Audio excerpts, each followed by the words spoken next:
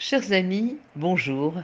Donc ce Shabbat, Parashat Kitavo, eh bien, mon cher Rabbeinu enseigne au peuple en disant, quand tu entreras sur la terre que Dieu te donne en héritage éternel, et que tu vas t'y installer, et que tu la cultiveras, alors tu apporteras les premiers fruits, ce qu'on appelle les bikurim en hébreu, les bikurim de tes vergers, tu les apporteras donc au temple, au Beth Amikdash, et tu déclareras la gratitude pour tout ce que Dieu a fait pour toi. Alors c'était une cérémonie particulière. C'est l'un des commandements finalement les plus écologiques et organiques de la Torah que cette mitzvah des Bikurim. Les premiers fruits. Alors si, lorsque l'on vivait à l'époque en terre d'Israël, et que aujourd'hui aussi, mais nous n'avons plus le Beth Amikdash pour le faire, eh bien, et lorsque le verger produisait l'un des fruits spéciaux dont la terre d'Israël était bénie, comme les raisins, la figue, la grenade, l'olive, la date, alors la Torah nous a ordonné de sectionner les fruits les plus mûrs, de les placer dans un panier et de les apporter au Beth Amikdash pour les présenter au Kohen et de lui en faire cadeau. Alors c'était une cérémonie magnifique, passionnante, accompagnée euh, de, de, de, de musique avec les tambourins.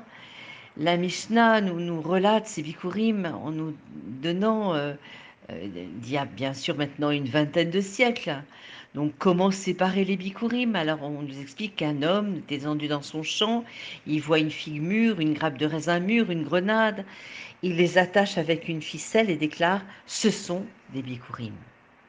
Et alors, tous les agriculteurs vivant dans les villages environnants se rassemblaient dans un seul village. Ils dormaient dans les rues, c'était comme un festival en plein air. Et au lever du soleil, le serviteur désigné criait: levons-nous, montons à Sion, vers Hachem, vers Akadosh Baruch Hu. Et tout au long du voyage, eh bien, il chantait le verset. J'étais joyeux quand on disait allons à la maison d'Hachem. Tout cela se faisait avec les chants, avec le son de la flûte, etc. Donc c'était vraiment un véritable émerveillement. Alors de nos jours, nous avons Eretz Israël, mais nous n'avons plus le Beth Amikdash. Donc les Bikurim ont disparu avec la destruction du temple. Quelle est donc la chose la plus proche qui nous reste à votre avis? Le Midrash dit: Moshe a vu que le temple serait finalement détruit, qu'il n'y aurait plus de possibilité d'offrir les bikurim. C'est pourquoi il a établi la prière 3 fois par jour. Tout comme les bikurim sont le premier, le plus frais fruit de la récolte, eh bien la prière, notamment celle du matin, est le premier, le plus frais moment de la journée. Mais la comparaison est bien plus profonde parce que, en apparence, finalement, il n'y a rien de plus routinier et plus ennuyeux que les prières quotidiennes. Pourquoi? Parce que ce sont les mêmes prières jour après jour, les mêmes paroles, la même assemblée avec laquelle nous prions, le même rabbin un peu monotone et les mêmes personnes qui dorment pendant le chiour, pendant le cours. Alors la Torah vient et nous dit que nous pouvons voir cela d'une manière très différente. Nos prières peuvent être comme la corbeille de fruits d'un agriculteur pauvre, ou bien la corbeille de fruits d'un riche fermier. Cela ne fait rien. Ce qui compte, c'est que ce soit la nôtre. Lorsqu'on est réel, on se conduit avec Emet, avec Kadosh Baruch Hu. Et lorsqu'on dit avec cœur et qu'on exprime nos sentiments de façon véritable, et que l'on présente notre voix à Kadosh Baruch Hu, alors tous les anges de tous les mondes se taisent pour écouter notre déclaration quotidienne dans le Beth Knesset. Finalement, ce qui compte le plus, c'est que nous parlions avec une voix authentique, et que nos prières aussi soient tout comme les Bikurim, deviennent l'occasion formidable d'offrir les plus beaux moments pour Akadosh Baruch.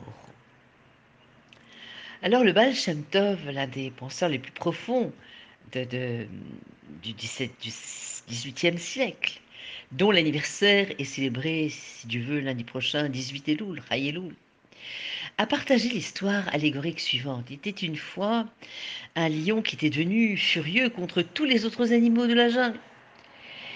Et il avait décidé vraiment de vraiment déverser sa colère sur les animaux.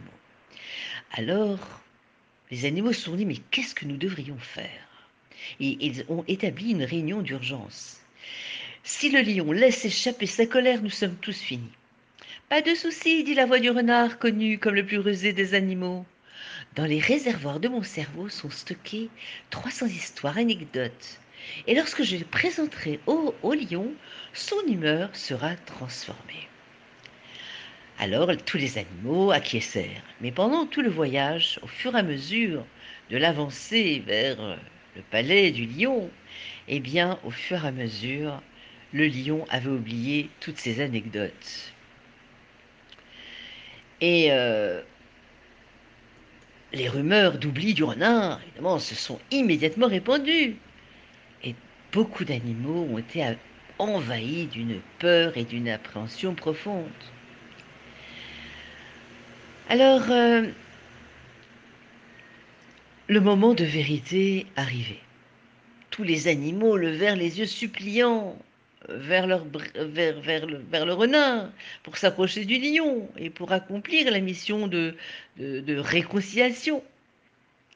Et à ce moment précis, le renard s'est tourné vers les animaux et leur dit: « Je suis désolé, mais je n'ai plus rien à dire au roi, j'ai tout oublié. » Alors, les animaux sont devenus historiques, vous êtes un menteur, un rusé, etc.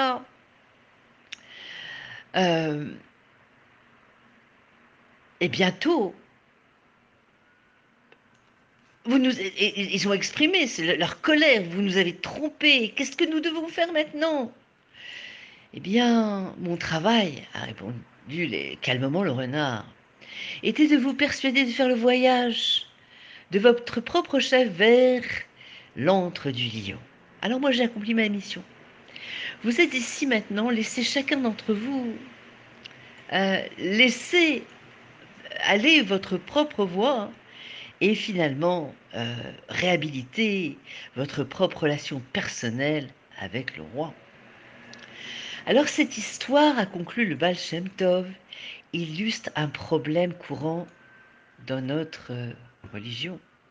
Nous venons à la synagogue, à Rosh Hashanah, à Kippour ou à tout autre moment de l'année et nous comptons sur d'autres, les chantres, les rabbins, pour nous servir de représentants auprès du roi des rois. Alors, eh bien, il faut faire entendre sa propre voix, ne pas compter sur les autres. Dieu nous attend.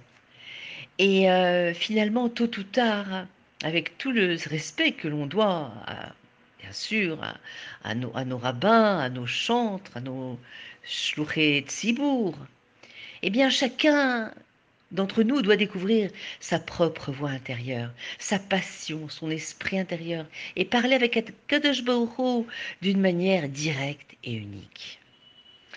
Et finalement, c'est cela le message que nous pouvons apprendre des cadeaux de corbeilles de fruits qu'on appelait les bikurim. Cette année, à Rosh Hashanah, Kippour et tout autre moment où nous avons l'occasion de nous exprimer devant Akadosh Baruch Hu. Alors, ne comptez pas sur autrui.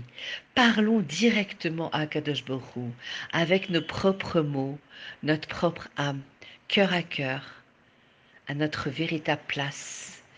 Et c'est cela que Hachem il attend de nous.